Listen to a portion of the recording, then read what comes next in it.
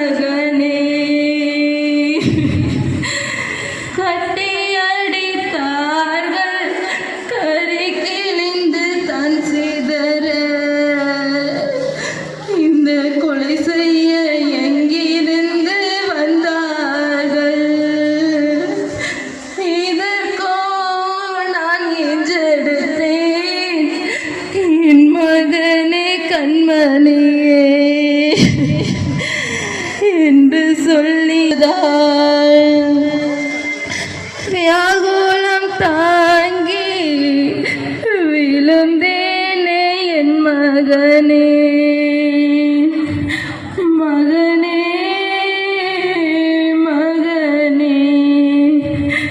என் மகனே